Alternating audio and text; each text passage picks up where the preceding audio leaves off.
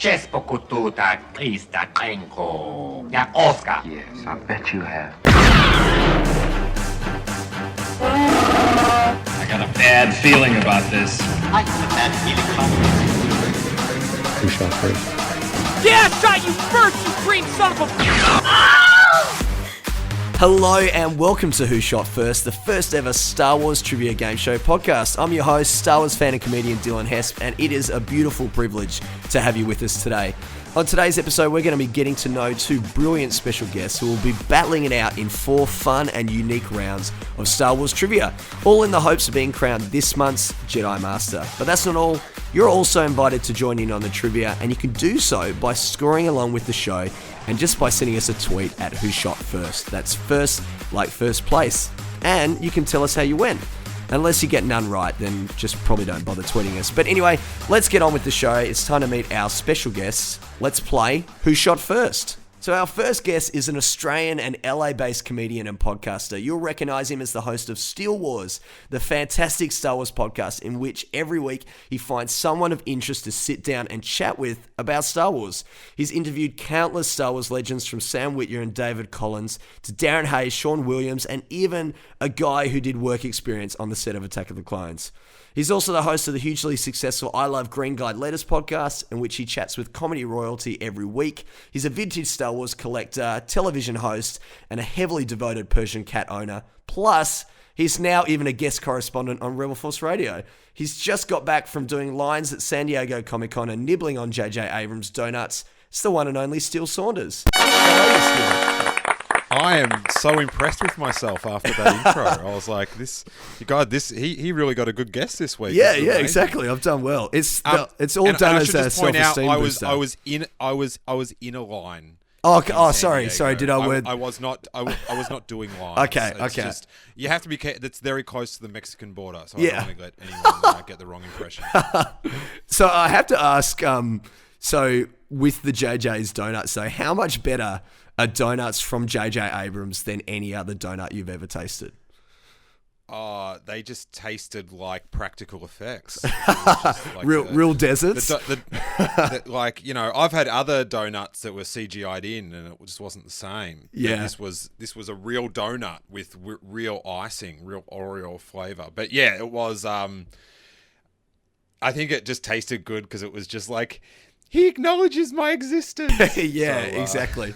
Well, I was thinking but I still have the little sugar package. Oh, cool. Dunkin' Donuts sugar, which is my little JJ sugar, which is in my one in my cabinets. Oh, and, awesome! Is now one of my favorite collectibles. Yeah, that's amazing. I was going to say, surely you'll have to go gluten free now because no other baked good will ever compare to your experience of JJ Abrams donuts. That's awesome. It wasn't that good a donut. Oh, okay. It wasn't that good a donut. But a good experience. I'm going to stick with the gluten. Yeah. It was amazing. Cool. Now, our second guest on today's episode is a true enigma in the Star Wars fan community. A YouTuber known for his All Things Star Wars YouTube channel. He produces Star Wars parody, news, and review shorts, including his popular video series looking into the deleted scenes of Star Wars. You won't recognize his facial features or name because it's all a secret, but you will recognize him for his frustration with the Blu-ray release of the Star Wars films and his subsequent video series Changes that looks into the changes of the Star Wars special editions. Plus, he's behind the ever-growing In JJ We Trust, an online movement that aims to boost support for J.J. Abrams, the director of Episode 7, The Force Awakens. He's hit an impressive 70,000 subscriber audience on YouTube, which is surprising since he dresses like a stormtrooper and they can't hit anything. It's Hello Greedo. How are you? I'm doing great, man. How you doing? Yeah, great, man. I feel like I can call you Greedo now instead of Hello Greedo because we're on first name basis. That's cool. Yeah, that's fine. Yeah, it's pretty weird though, isn't it? It's fine. So, Greedo, you do a lot of videos on different stuff. In particular, I noticed you've been doing reviews of Star Wars Rebels. I'm a big fan of Rebels. I have to ask, what are you looking forward to about season 2? I really don't know. I haven't watched the second episode yet. Is it even out yet? No, I don't think so. It's only the first one. Yeah. I'm really looking forward to seeing how they use Vader, honestly. I really enjoyed his appearance in the later season of episode 1. Yeah, awesome. So, guys, we're going to get ready to play Who Shot First with round one. So, in round one, our contestants will each get to pick one category of questions to tackle and must buzz in to answer. So, obviously, Greedo, you'll be playing for Team Greedo. Steele, you'll be playing for Team Solo. Can we double check your buzzers, guys? Greedo. Solo. Fantastic. So, Greedo, But I have to complain. My team's an oxymoron. Team Solo. Well, I'm going to complain because there's probably a delay because you guys are in Australia. oh, yeah, whatever. Yeah, come off it. And it begins. I don't take things that serious. All right, well, so, yeah, in response to the delay, you get first choice of the following four categories, Greedo. The Schwartz, which is Star Wars parody questions. Power of the Force, Star Wars action figures. Happy Life Day, questions about the Star Wars holiday special. Or No Use to Me Dead, inside the deleted scenes. Which would you like to pick? Ooh, I want to pick Happy Life Day. Happy Life Day. Fantastic. So, guys, figuratively on your buzzers, to answer a question, all you have to do is buzz in. If you get it wrong, I'll hand over to the next person. Let's start it off with round one. So, question number one. What famous American rock band appears in the holiday special? Solo. Greedo. Steele. Jefferson Starship. Oh, well done. Correct. Question number two. True or false? The Pop holiday... that, Greedo. True or false? The holiday special was aired an hour early for its original release in Canada. Greedo. Yes. False. I'm sorry. That's actually true. The Canadians leaked it early. Oh, bummer. That's all right. Question number three.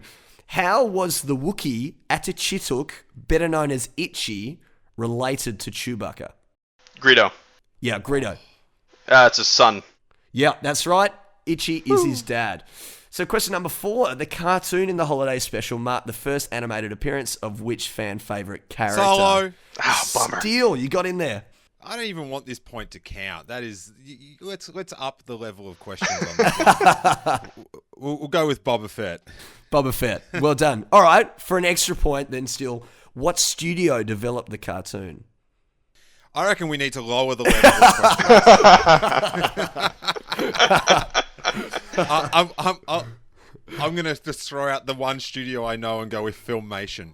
I'm sorry, it was actually Nelvana Studios. So question number five, last question for Happy Life Day. The Tree of Life was a song sung by which character? Greedo. Yep, Greedo. Princess Leia. Princess Leia, well done.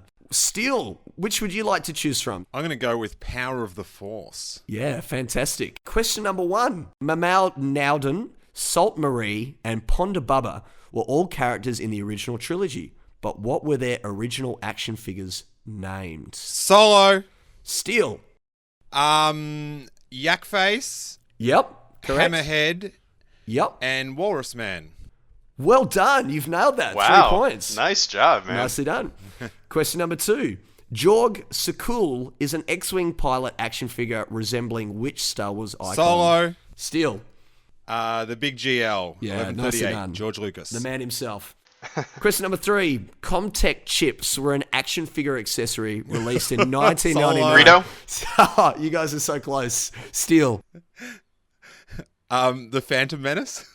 Close. I actually didn't get to finish the question. I'm going to finish it out for Greedo. So Okay, the thanks. rest of the question is, were an action figure accessory released in 1999 that did what? You put them in your computer and you get to play video games. I have no idea. If I have only. no idea. Yeah, they played quotes. Question number okay. four. What was the name given to the small vehicles released by Kenner from 1981? Solo. Greedo. Steele. They were the mini rigs. Yeah, nicely done. Have you got any in your collection still, the mini rigs? I do. They were the one thing, I don't know, I guess maybe we weren't as wealthy as I had hoped when we were little, because all my vehicles were mini rigs. I never had like an actual... a speeder bike. I had the speeder bike. Oh, That was yeah, probably yeah. the only thing that was actually in the movies that I had. I never had like an X-Wing or a Millennium Falcon and stuff, but I've made up for it now. Yeah, nice. You sure showed your Povo parents. No, I'm kidding. Question number five. To finish round one, which of these characters were never released as a mail-away action figure? Emperor Palpatine, old Anakin Skywalker, X-Wing pilot Luke, or Lando Solo. Calrissian? Steele. X-Wing pilot Luke. Guess what? I'm sorry, it was a trick question. Greedo, do you want to have a shot? They were all No. included as. Sorry. Well, the answer is that none of them were never released. So technically, you get that one right, Greedo. So well done. Now, Steele, like I mentioned earlier about you being at San Diego Comic-Con for the Force Awakens panel, and I was going to say you're probably sick of talking about it by now, but I guess you're probably not, because it would have been just an amazing experience. What was it like, not just waiting in line for a while and, you know, getting to talk to all the other Star Wars fans and stuff, but being there, seeing Harrison Ford, watching the behind-the-scenes video? What was that experience like? It was surreal. It was unbelievable. I couldn't, like, I don't know, because, you know, we're on the other side of the planet in Australia, and it's, I don't know, it was just so cool to be there for Star Wars history and to see Harrison come out, and, you know, because we didn't know, you know, if they kept it so secret, and I had, absolutely, you know, people who I knew that, you know, had booking sheets for, you know, all the actors that were going to Comic-Con and all that sort of stuff, and he wasn't on there. And I was sort of, you know, my hope of hopes was, it's double secret. It's double secret that he's coming. Yeah. And it was, I guess, the closest thing I've had to a religious experience, actually. It was just, you know, it was just like Jesus returning. It was just, it was just like, have faith. Have faith that, you know, sleeping out in this tent and standing here for so many hours will pay off. You know, in you know, you're saying that Greedo he's got the In JJ We Trust campaign. Well, I didn't even know about that. I thought I coined that phrase on the podcast. No kidding. After Wow. After how good the panel was and the concert, like, you know, on the podcast, I was like, oh, that's it. Because I was a bit like, Were you skeptical? like how the panel was at the end of the day, and we had to sit through all these other panels. I found that quite annoying until I found out, obviously, they had to do it late so we could all go to the concert at night and see the fireworks. Yeah. So that was when I was like, well, from now on, it's In JJ We Trust. He has a plan.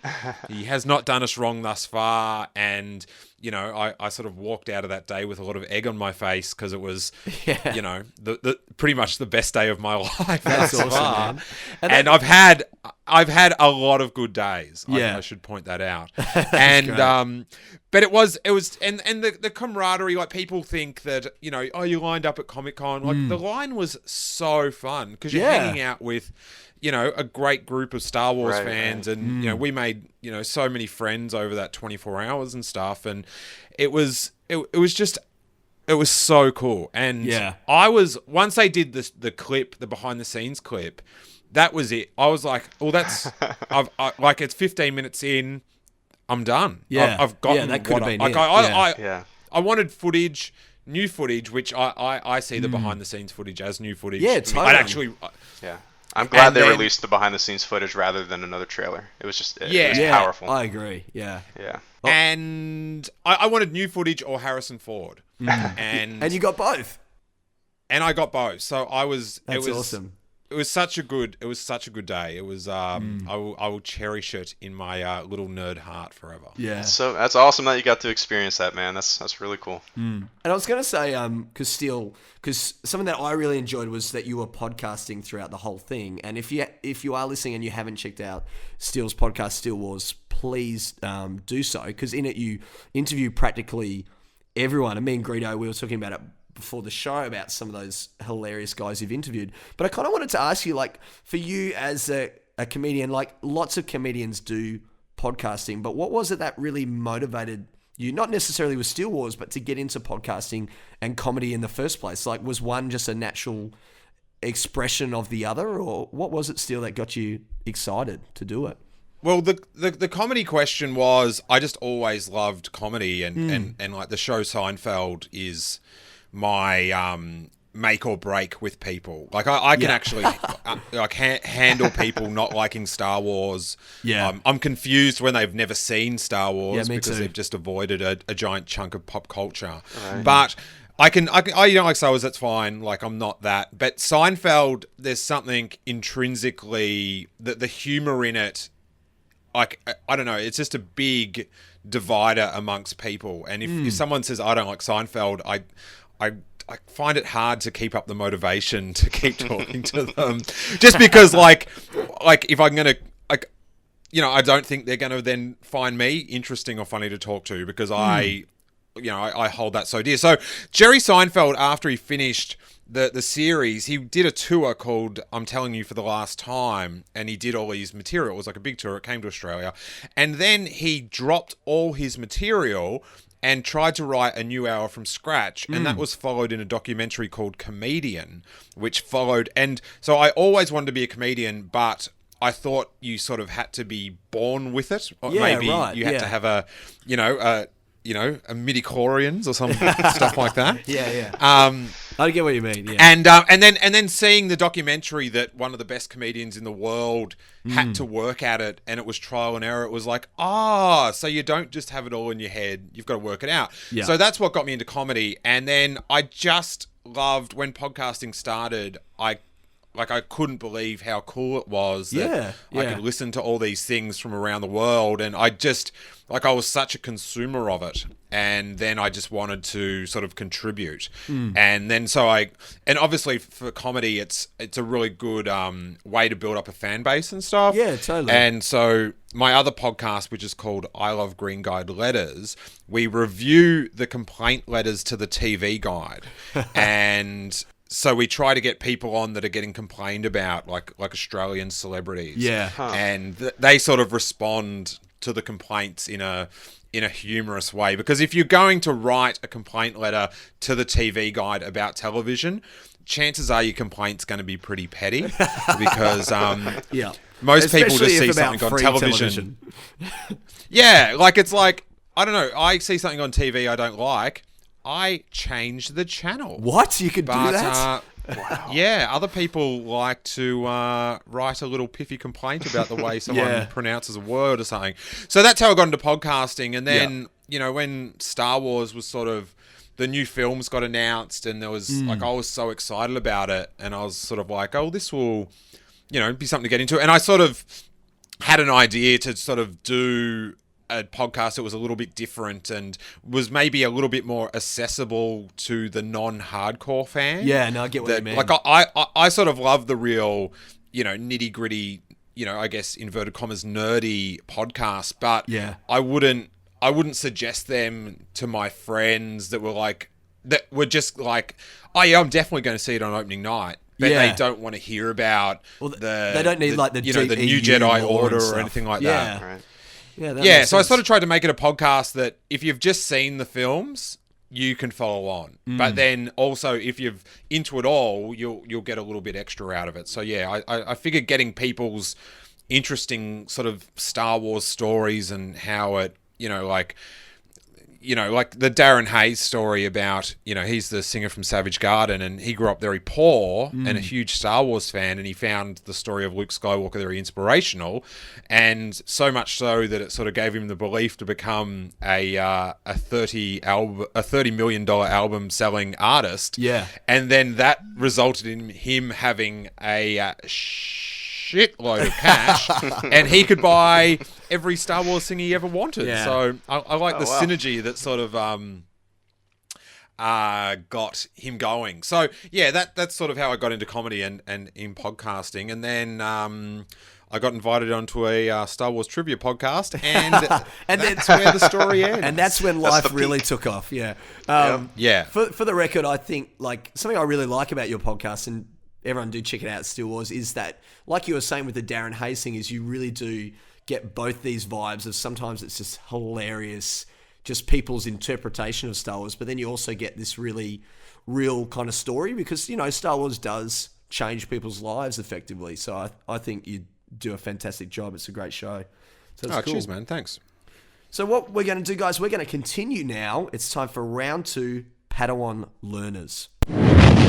Chewie, we're home. Now, in Padawan Learners, each team will be given 3 different interviews with children. Now, these children have been given a picture of a Star Wars character, and without saying the character's name, will try and explain their physical appearance to our guests. So it's then up to the contestants to try and interpret the answer.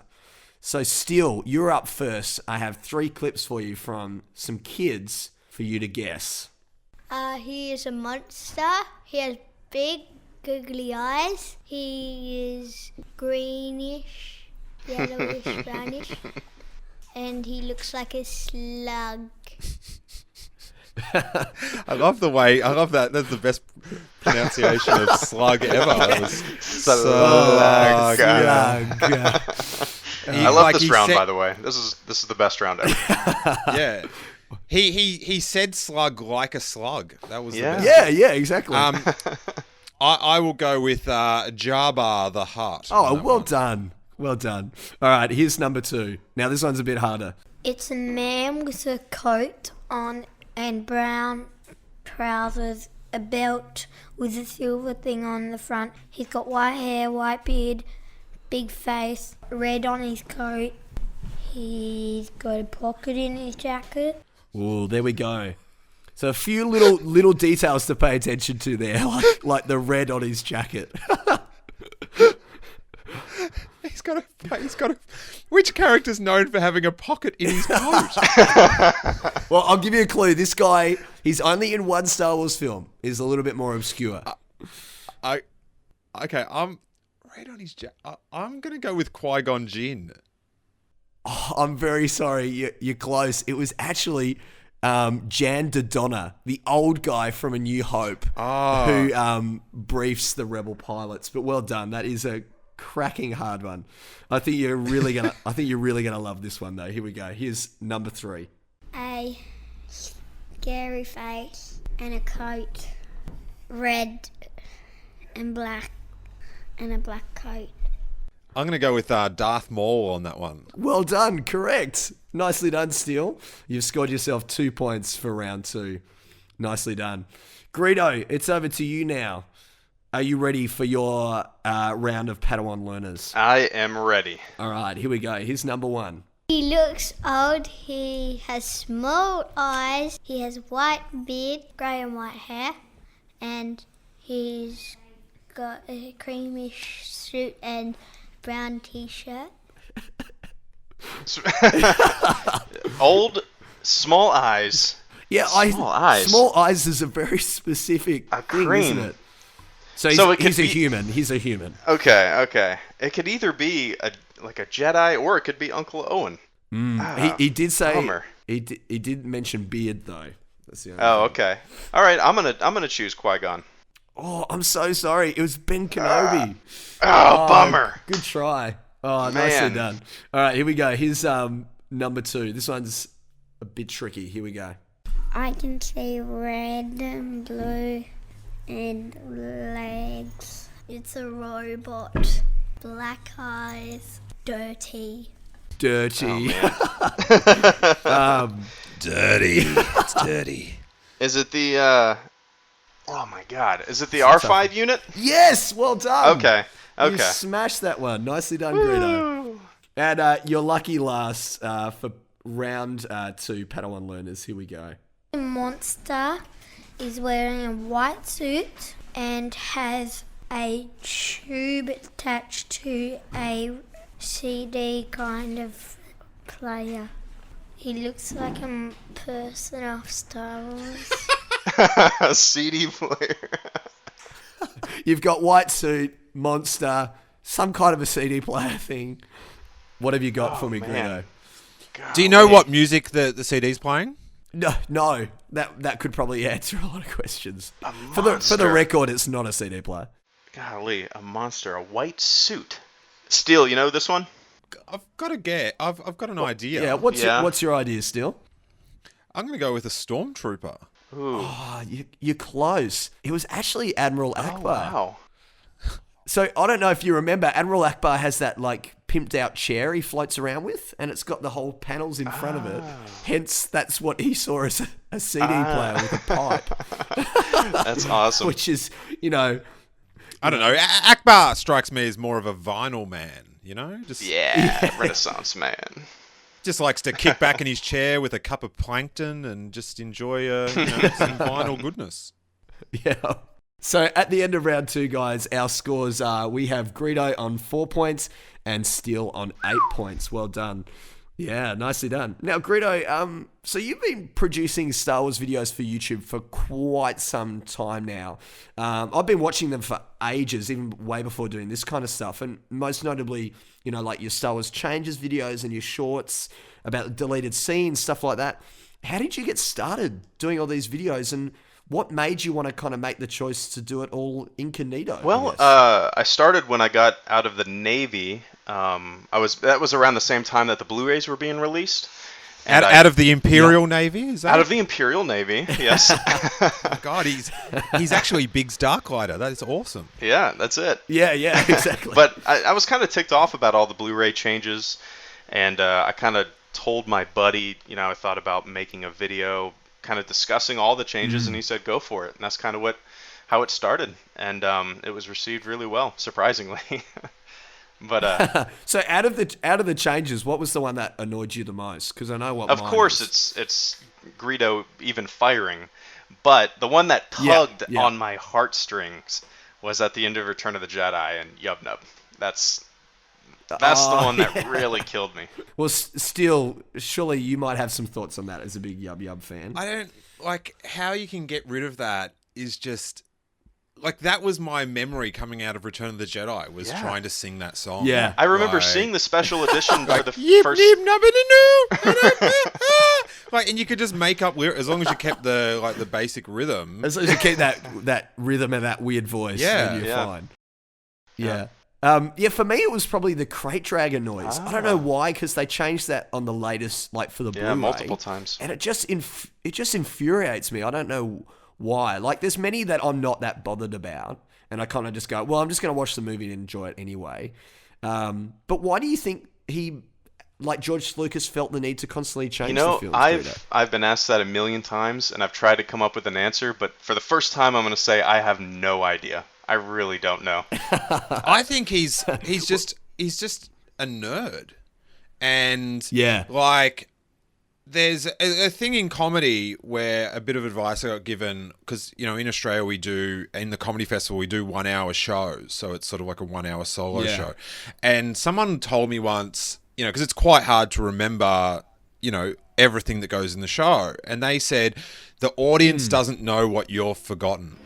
So if you forget a bit, if you don't if you don't say I've forgotten a bit, they'll never know. Like they don't know that you're meant to do a joke about this. Sure. And I think George Lucas had all these concepts in his head for the way Tatooine was going to look and stuff like that. And he's very self-conscious about how the way Tatooine looks. He wanted a bustling spaceport, and he doesn't realize that the viewing audience fell in love with like what that we was saw, what made what made Tatooine special. Was it wasn't a bustling spaceport, it was like a crappy town like where we lived, right, but it was in space. But him in his head, I think he finds that scene like embarrassing or something, or the way that there's not enough spaceships and stuff. The thing with Greedo shooting first though is just I don't know if that's just a case of he had children and then wanted, you know, no, but that it's the same changes, thing. It's the same thing that Spielberg did with E.T. and the guns, but you know, digitally put guns or removed the guns out of the FBI agents' hands and put walkie-talkies. But he went back he added the guns back in, didn't he? Right, and released both, in one disc. And the thing with the Greedo, like, not only does it change the character arc of Han Solo, do you know what I mean? Totally. Like, it just makes him into a bit of a, like, it's almost like he's a goofball now instead of Greedo. Like that that Han Solo, if Greedo wasn't a bad shot, like Han Solo would have got killed. That takes the all-knowing gunslinger out of him. But it looks so bad. Like it's just so bad. It does. How how did someone not just go, oh, we tried that, it looks terrible. Well, the other way's been working for a quarter of a century. Let's just do that. But it just it honestly looks like someone's doing like a really bad shadow puppet over the screen or something. Yeah. It does change it. Are there any other ones for you, Greedo, that you've kind of struggled with? Oh yeah, there's a ton. I mean, little tiny things like having a dewback walk in front of the camera and Tatooine. Just really weird shot blocking changes. I don't understand it, but oh, and the Sarlacc pit, the big bird mouth that comes out. Oh yeah. I don't know. I just ask myself why. Yeah. I have heard that to relicense the movie over and over again, he had to change a little bit so to get it released on TV for the channels to buy new licenses as a money making endeavor. Oh, right. But that's a little more sinister than I want to go, but I can see how that could, possibly be an explanation. Yeah. So the other thing I just want to ask you about, Greedo, is so with your videos, and people should check them out. You can check them out at hellogreedo.com or youtube.com/hellogreedo. Is the whole doing it incognito thing, like you said after coming out of the Navy, what led you to want to do it that way? Because you do it all with Stormtrooper helmet on. Right. Initially, it was just going to be an all audio video. There was going to be no, actual video in it. Yeah. But I found a Greedo mask that I used to have when I was like 15 years old in my parents' attic, and I decided to film some footage with it, and that's kind of how it started. And it just became more fun, and the whole mystery of it is a lot of fun because people are always like, what do you look like? What, show us your face. To be honest, I just think of like WWE when they do like the unmasking thing. Like, I just think one day on one of your videos, like Randy Orton's going to come out and like pull your mask off or something. That would be funny. But I don't know, it's a lot more fun than just, sitting in front of the camera talking like a person. It adds a different dimension to it, Yeah, totally. We're going to continue, guys, with round 3. Do you speak bocce?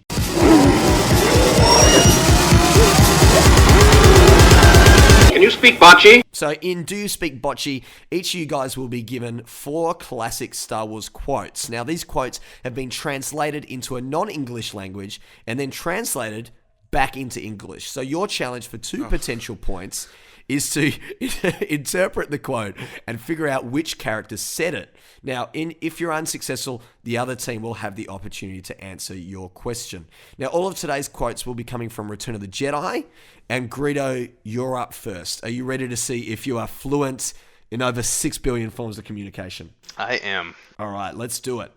So, first one, number 1. Now, this has been translated into Japanese and back, and this is the quote. Underestimate the side dark of power, we. So that's in Japanese. Oh my god. Is it you underestimate the power of the dark side? Boom, you've done it. There you go. That's 1 point. Okay. Can you name who said that quote for another point? It was Vader. Yeah, well done. 2 points. Now your next one. This is been translated into Korean and then back, and your quote is a little higher up, a little more. A little higher up, a little more. Maybe if I do it a bit more like this. A little higher up, a little more. Like that. And that was the Bob terrible... Seger? Yeah, oh, no. Man, a little higher up, a little more. There's a lot of people listening to this that are angry at the moment. Hello, Greedo. Oh, really? Oh, no. A little higher up, a little more. I'm sorry. I can't even think of it. That's right. Oh no! Wait, here we go. What have you got, Greedo? Have you got it? Is it? It's a trap? No, I'm very sorry. Steele, what was it? I thought you were doing an Ackbar impression. No, I'm now picturing Ackbar saying this line in the scene, and it would be awesome. It's when Lando is in the Sarlacc pit and he's directing Han Solo how to shoot. And what's the actual quote? Just a little higher up. Just a little higher. Yeah, well done. Yeah. Man. That's hilarious. Awesome. Your next one, Greedo. This one's in Korean and then back again. And the quote is, when you reach 900 years old, it does not look good. Look as good as me, you will not. Yeah, well done. I'm going to give it to you. That's right, cool. 2 points. Well done. And who was it by? Yoda. Yoda, well done. And your final one, I'm going to give you another just amazing impression. And this has been translated into Sinhala and back. The quote is, cool, cool, cool, cool. Ha, ha, ha. Yeah, pretty much. And do you know who it's by? Do you know who it's by? Jabba. Jabba, well done. Congratulations. All right, Steele, over to you. The first one is in Sinhala again and back. All right, it is many people, Bossawari, we bring this death information. I'm going to go with many Bothans died to bring you this information. Oh, ladies and gentlemen, Steele Saunders. Nice. That's how you do it. And who was it by? That is by Mon Mothma. Well done. Nicely done there, Steele. My favourite of all the Mons. Your next one has been translated into Belarusian and back. And it is like his father before Olin Jedi. I'm a father like... No, I'm a Jedi like my father before me. Yeah, well done. By the one and only. Young Luke Skywalker. Well done. On that sweet, sweet Death Star 2. Yeah, nicely done. Your third one, Steele. This is into Lao and back. And it is now young Skywalker dead. Now young Skywalker, you will die. Yeah, nicely done. Followed by a lot of static electricity. Yeah, it was indeed by Palpatine. And your final one, this is Greek and back. And it is yubbering. I'm going to go with Yubnub. Yep, nicely done. And by young, one of my favourite characters, Wicket. Wicket. And I have to say, I did put that one in there on purpose for you because I know of your love for Ewoks. So nicely done there, guys. Now, we were talking before a little bit about JJ, and I kind of wanted to ask you, first of all, Greedo, because you are behind in JJ We Trust, and we've already learnt how like-minded you two guys are. But for you, obviously for you still, you're pretty pumped with JJ at the moment after he gave you donuts and the amazing display at Comic-Con. But how, for you, Greedo, how's your faith in him now, post-San Diego Comic-Con? It's even more. I had a lot of faith of him beforehand, but he seems to be really enjoying it, giving the fans. He's having so much fun with it. It's very engaging. I don't know. So, and how do you feel like? Because we know it's going to be similar, but it's not going to be the same. How do you think it's going to be different to Star Wars films that we've had before? I'm hoping it's completely different than the prequels. I hope it's fast and fun. But J.J. Abrams has a really unique action directing style, and I think he's going to put an awesome spin on The Force Awakens. I'm too excited for it. That's awesome. Yeah, way too excited for it. So, and in JJ We Trust is your little movement, and I actually have one of those stickers on my car. Oh, no kidding. So, Nice. explain the thought behind In JJ We Trust and what it is. It really, when the news that he was going to be directing the movie came out, a lot of people were bashing it and wondering why I was so on board with it, but I was very enthusiastic with the decision, and I kind of just started saying in JJ We Trust, and then a bunch of people started submitting their own videos of them saying, Dylan Hesp, Australia, in JJ We Trust, and I compiled it into one big video, and now there's two videos. So I've got a couple hundred, submissions of videos, and there's a third video coming out, and I've got a couple hundred more, so I'm going to be, putting that out in about a month. Sweet. And yeah, it's just a big, community of like-minded people. Looking forward to the new movie. Yeah, that's great. What about for you, Steele? When the news first came out, what was your response to the idea of JJ directing The Force Awakens? Well, I found it very exciting because that was everyone's pick of who to do it. And he actually, as you guys probably know, knocked it back initially. Yeah. Right.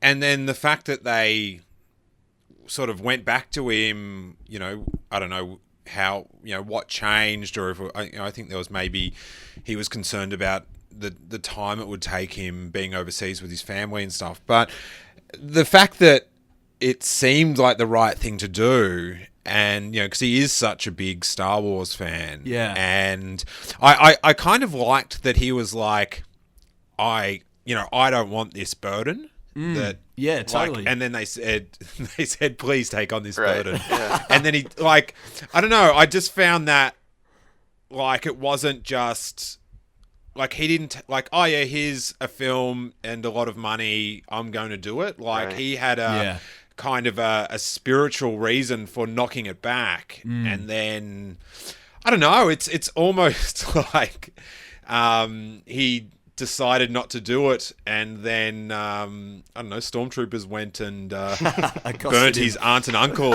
and then he was left with no choice. I think, you know, we've never had a Star Wars film made by a Star Wars fan. Yeah. I kind of feel like George Lucas got older and we stayed the same age, and I don't know, he just changed. He sort of forgot a few intrinsic things that we loved about Star Wars, like the fact that we don't go into hyperspace in the prequels. Like, Right. Yeah. don't you think that's wow. weird? That Maybe he didn't even know what made him special in the first place. You know? Yeah, well, that's the thing. Like, it is the magic of Star Wars. Like you were saying with Tatooine, how it, you know, he couldn't get it to the level he wanted, but that's what made it kind of like special. Like Star Wars, the way it came out was a series of happy mistakes. Yeah, like, no, I agree. You know, he pushed the technology, but also what he couldn't push also like added to the grittiness of the universe and stuff. And like I don't know, I just find that really weird that we didn't go into hyperspace in those three films. Like, we didn't get the Starfield, you know, do the streaks. And That's really true? Yeah. Wow, I never even noticed that. Because now you say it, like I totally agree. Like, I don't think Wow, we've seen I've never noticed that. hyperspace. Yeah, wow. Yeah, and that's it's such a like when the Millennium Falcon first goes into hyperspace in Star Wars, it's a big like deal. It's a big deal. like we're used to it now, but the jump to hyperspace was mind blowing for the cinema audience, and it's such a I don't know, it's just one of the 10 most iconic things in Star Wars. Yeah. Like when you get down to it, that jump to hyperspace is so amazing. And I don't know, I just think that's kind of telling that he left that out of the film. It's Well, I think That's fascinating. I think what we see, and it's interesting with the hyperspace thing because it's now something that they've brought back really well for Star Wars Rebels for the show. that jump to hyperspace in Rebels was like, oh, this is pretty Star Wars, man. Like, do you know what I mean? Like, that was sort of like, Totally. that in your, Yeah. like the back of your head sort of went, yeah, this is, Yeah, like, absolutely. you know, it was just such a like, oh It's yeah, back. we're It's back sort of Yeah, thing. yeah, for sure. And I will bet, I will take bets with anyone. I guarantee we're getting the jump to the hyperspace Starfield in the new film.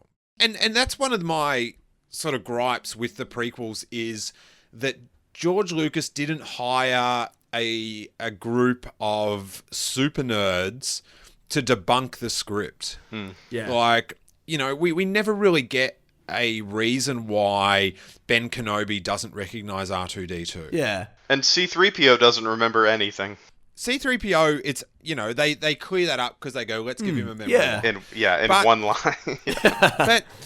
But when you look at the events in the prequels, like Ben Kenobi and R2-D2 go on a lot of missions together. Yeah. You know, they go in the end of or the start of Revenge of the Sith. You know, it's R2, Obi-Wan, and Anakin that go save the Emperor. Like, don't you think saving the leader of, like, if you save You'd remember that story. like Obama, Right. like you might remember the car that you drove to save him. Do you know what I mean? Yeah. I just thought that was like just a quick, I don't know, it's just like, just write a bit better. Yeah. Just do another pass in the script. But yeah, the whole thing with like, get a group of super nerds in and, you know, as they do now, like with the story group and, you know, Yeah, you've got and that's those guys up there that's that, what's that exciting know about it. everything. But that was the thing, you know, you've got the head of the Stonecutters directing this new film that he's completely financed. He doesn't need anyone else to get these films out. So there was no one in a position that could really give a point of view that then couldn't get fired. Right. And that's why, I'm so positive about these films, because it just seems like, Disney, they've got billions of dollars riding on this, and they need to get that money. And then you've got that force, you've got Kathleen Kennedy, who's got such a great history of making classic films, and then you've got J.J. Abrams, who's the ultimate super fan. And you got it's sort of like, Kasdan. That's a huge deal. But the other thing is like, what more do you want to give you confidence? Do you know what I mean? You've got the great writer of Star Wars, you've got the great fan, you've got a corporation that, knows how to do films and... Right, yeah. But it's gonna suck. No, it's gonna suck because they killed the EU. Right. Oh. Darth Plagueis is gonna be anyway, that's so sad. But if this film is not great, then there's no way to make a good new Star Wars film. That's it. You can't. 100% It's like, agree. forget about it. 100% agree. Let's get back to me winning this trivia tournament. It's time for round 4. It's a trap. It's a trap! It's a trap! So it's our final round of Star Wars trivia for Who Shot First in today's episode. Do you have your buzzers ready to go? I'm ready. Solo. Okay, ready to go. Here we go. 1 point for correct answer, 1 point off for the wrong answer. Here's question number 1. Which 2 bounty hunters from The Empire Strikes Back, when made into action figures, were accidentally labelled as each other? Solo. Steele. Zuckuss and Forlom. Well done. Correct.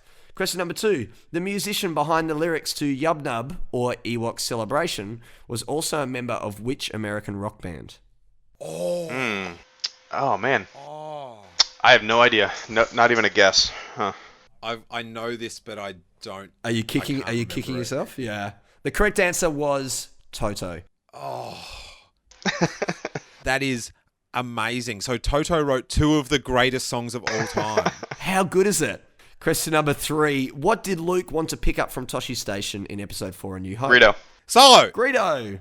Power converters. Power converters. Well done. Question number 4. For 3 points, name 3 Jedi Council members from the prequel films. Oh, Jesus Solo. Christ. Steele. Mace Windu. Yep. Yaddle. Yep. And Sorry, just Yaddle's funny. and Obi-Wan Kenobi. Well done. All right, question number 5. What Star Wars spin-off project was lucky enough to get its characters included in an on-ice spectacular? Solo. Steele. The Ewoks cartoon. Yeah, well done. Correct. Oh, wow. Question number 6. David Prowse played what character in the original Star Wars Greedo. trilogy? Solo. Greedo. Darth Vader. Darth Vader. Question number 7. Comedian John Lithgow portrayed which character in the Star Wars radio drama adaptations? Oh. Huh. Solo. Steele. Yoda. Well done. Correct. Wow. Question number 8. The novel A New Dawn is a prequel to what Star Wars TV show? Solo. Steele. Shit. Rebels. Yeah, Rebels, correct. Question number 9. What Is this getting like it's just like, oh my god, I've just realized how much of my life I've wasted. That I know all this stuff. Like John Lithgow, like what is that? Like I wish I didn't know the answer. Yeah, exactly. Question number 9. What species is the bounty hunter Bosk? Oh, great one. Bosk. I'm thinking of the wrong person. Steele. Solo. Transdoshan. Yes, correct. Trandoshan. Now, for an extra point, can either of you answer this question? The spacesuit that Bosk wore in The Empire Strikes Back and Return of the Jedi is a recycled costume. Solo. From what? Yep, Steele. Bo Chic. No, I'm very sorry. I'm going to hand over to Greedo for the rest of the questions. So it is a recycled costume from what British science fiction television show? Oh, man. I'll give you a clue. It's been going for a long time, this show. Doctor Who? Yeah. Downton Abbey. Well done. Not Downton Abbey? No. Steele and Greedo. Our final question for today for round 4. It's a trap. Question number 10. The 2008 Clone Wars animated series continues to gain exposure on Netflix, but what was the previous TV incarnation of the Clone Wars called? Solo. Steele. Clone Wars. Well done. That is correct. Oh, God. You have fared so well there, guys. Our final scores. At the end of our fourth round, we do have our final scores. Coming in triumphantly with second place, Team Greedo with 9 points. Well done, Greedo. Well done. Therefore, the rest is pretty clear. This episode's Jedi Master, with an amazing score of 21 points for Team Solo, is Steele Saunders. Congratulations, Steele.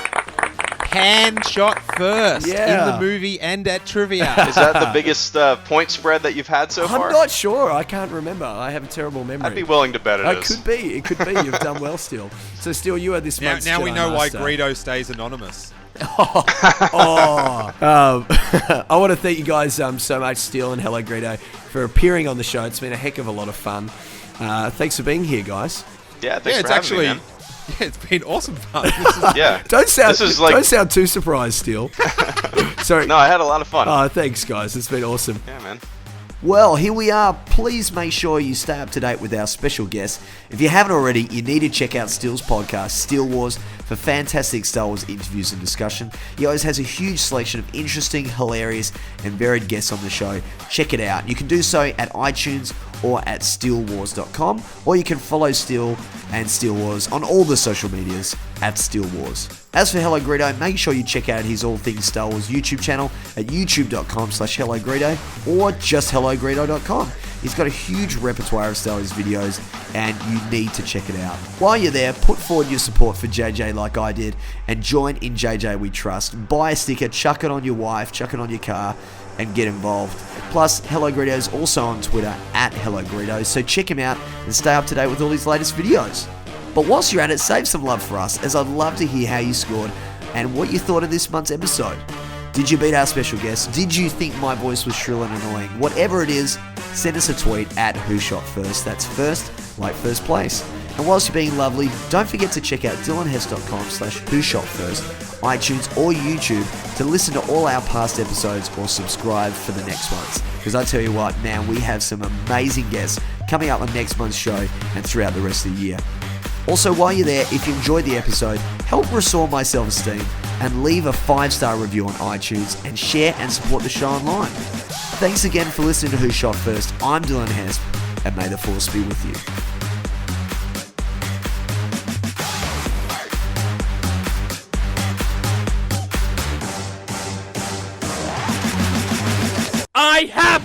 I have to shoot first! Han Solo, baby! Woo!